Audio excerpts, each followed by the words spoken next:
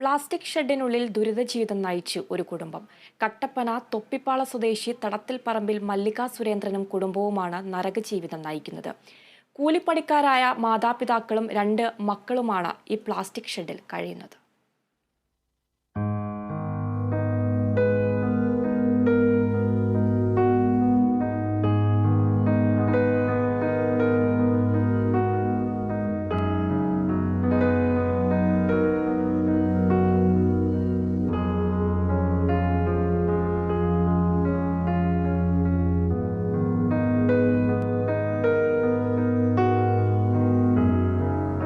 മല്ലികയ്ക്ക് കുടുംബസ്വത്തായി ലഭിച്ച 5 സെന്റിൽ 12 വർഷം മുമ്പ് നിർമ്മിച്ചതാണ് ഈ ഒറ്റമുറി പ്ലാസ്റ്റിക് ഷെഡ്.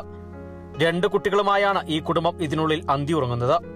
കൂലിപ്പണിക്കാരായ ദമ്പതികൾക്ക് അടച്ചുറപ്പില്ലാത്ത വീട്ടിൽ കുട്ടികളെ തനിച്ചാക്കി പണിക്ക് പോകാനും കഴിയാത്ത അവസ്ഥയിലാണ്. പഞ്ചായത്തിലും ഗ്രാമസഭയിലും അപേക്ഷ നൽകിയെങ്കിലും ഒരു വീടെന്ന സ്വപ്നം യാഥാർത്ഥ്യമാക്കാൻ കഴിഞ്ഞിട്ടില്ല. പഞ്ചായത്തിൽ ഒരുപാട് അപേക്ഷ വെച്ചു, പിന്നെ എന്നിട്ടൊന്നും കിട്ടിയില്ല.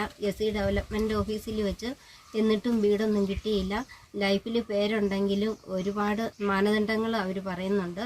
2 വർഷം കഴിഞ്ഞേ പരിഗണിക്കാൻ പറ്റുള്ളെന്നാണ് പറയുന്നത്.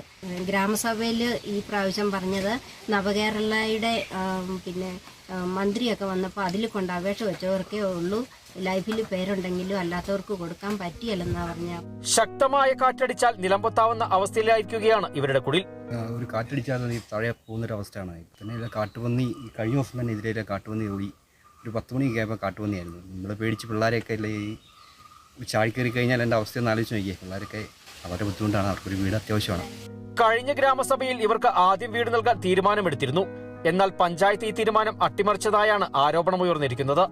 Kerala vision news, Idukki.